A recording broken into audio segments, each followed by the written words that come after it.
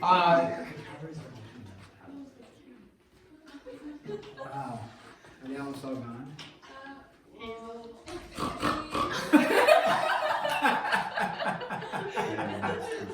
Okay, so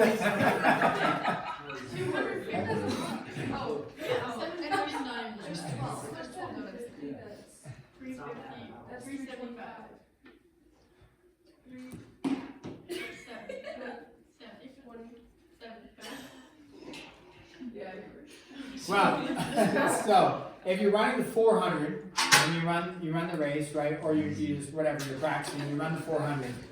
Okay, race is over, and you're gonna run the 400 again, right? So you run the 400 again, race is over. You're like, no, definitely not. Practice, let's call it practice, whatever. And then you go to do the 400 again, or you do it next week, whatever it is, the next week, and you do the 400 again. What would stay constant is the 400, right? You're gonna do the 400 race every time, so that would stay constant. If your rate, if your speed increased during the race, what happens to your time? As your speed increases for the race, your time does what? Decreases. Or if you said, hey, my time is a 104, what did that tell you about your rate? Your rate went down or is slower, right? So it's an inverse relationship. That one is a classic one because we know that equation, distance is equal to rate times time. Or you could say time is equal to distance divided by rate, or you could say rate is equal to distance divided by time. So with that, what would be the constant in there is d, the distance of the race that you're doing.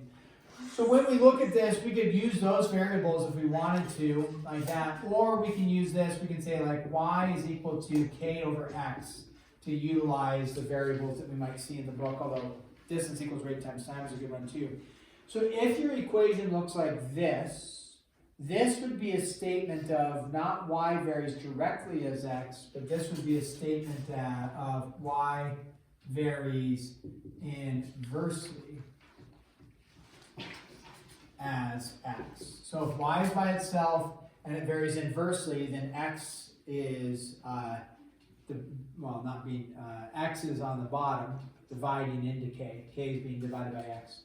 If it was, so if we look up here, this one, we would say t varies inversely as r, or if we looked at it this way, we would say r varies inversely as t.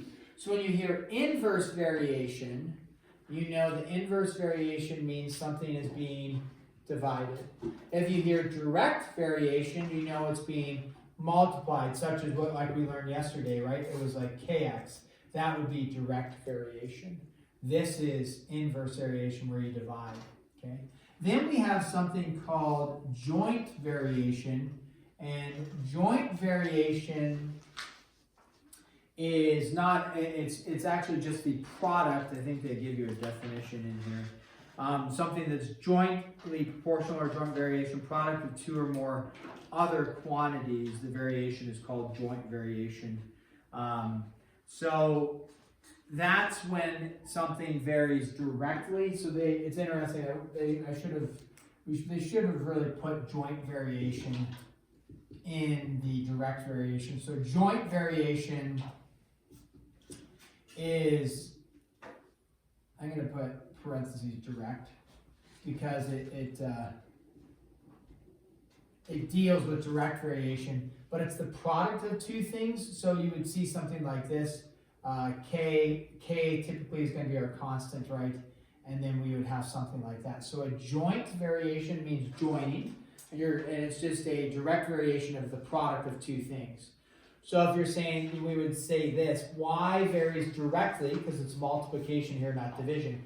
Y varies, and actually we'd say jointly as x and z. When you hear joint, you think multiplication of the items, not division, okay?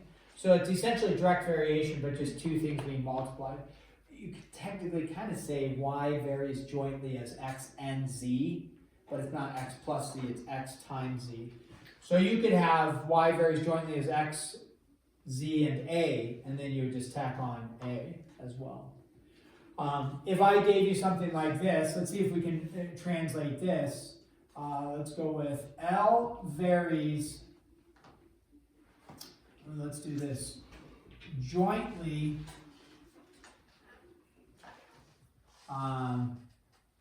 as A and B and inversely as T. So now we're going to try to just translate that into an equation, because you'll see something like that and it's like, oh, now I've got a mess of stuff going. So when you do that, when it says L varies jointly as A and B and inversely as T, what we know is L is going to be by itself and it's going to equal something. So L equals something. Now, when we do these variations, there's always a constant of variation because it says it varies jointly or varies inversely or varies directly. It doesn't say L equals A, right? If it did, it would just be L equals A, but it says it's varying. There's some sort of constant of variation. So with a constant of variation, you're either going to multiply it or you're going to divide to it, right? So multiplication to the k deals with, okay, direct and, as we just introduced, jointly. Inversely deals with the division. So what are we going to multiply to the k then? What are the two things we're going to multiply to the k? We just look at the jointly, and it varies as A and B. And then inversely means we're going to divide by t. Now, you don't just you don't just need to write that. You could technically, but usually we would see something like that, the whole thing being divided by t. And you could have a, b, k all divided by t. That's fine. So this represents the jointly, and then this division of t represents the inversely. All right, so that is essentially the basics of it. Then you'll have problems just like you did in the previous section in direct variation. With that, I don't think they give you here they don't, I don't think.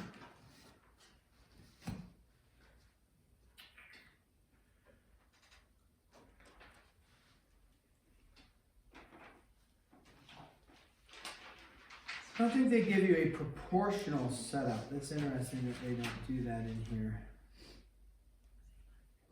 And that's fine. Let's do just an example here.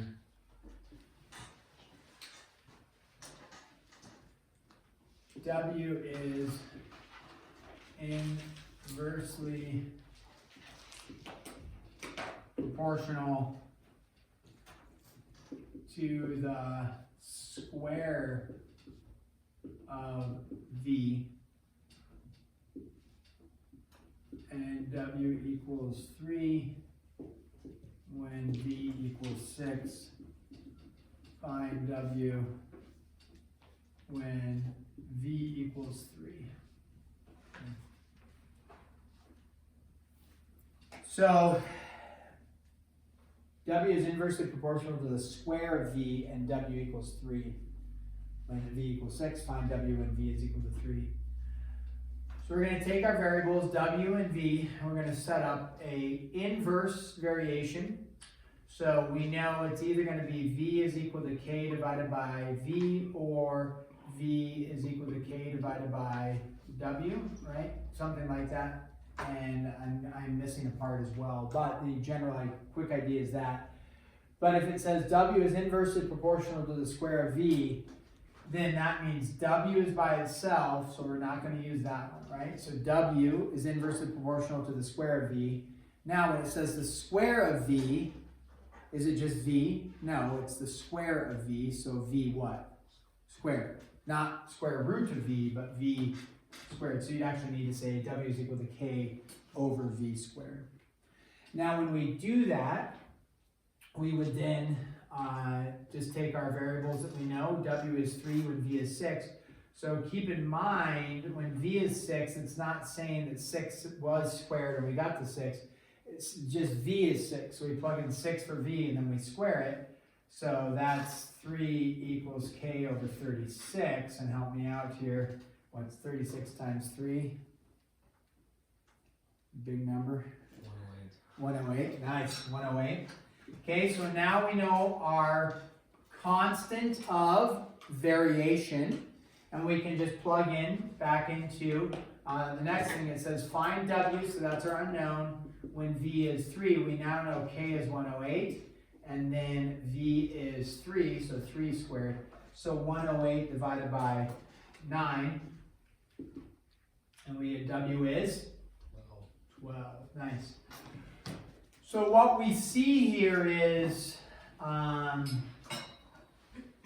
you think about it, W is 3, W is 12, I'm sorry, V was 3. So when you think about it here, W is 3, V is 6. V goes down to 3, which means W must go up because it's inverse. Okay? And we get W is equal to 12 there. With this being said, remember how we talked about proportion? Stuff like W sub 1 over V sub 1 squared is equal to W sub 2 over V sub 2 squared. That is a direct proportion. You can't apply direct proportion to inverse proportion, so don't set up a direct proportion. You can do, though, an inverse proportion, which maybe we will talk about Monday. I'm going to give you your homework. We will make this due Tuesday because I think we'll talk. You should be able to complete most of it, though, if not all of it, but we'll make it due Tuesday. 1 through 10, all. Here we go. So it's written exercises. 1 through 10, all. 100. And then problems, like you did before, numbers 1 through 11, odd. 1 through 11, bob, if you will. And then number 14 as extra credit is number 14. So this is 8.2. So you should be able to probably complete it if you want. If you don't get around to it, that's fine. We'll cover a little bit more of it on Monday. Probably go on to 8.3 as well, but won't double up due dates on the lessons for you. So just, even if we go to 8.3 Monday, just 8.2 will be due on Monday. Okay? Good work, guys. You survived block day. Wow. That went by fast. Don't spill your coffee on the way out.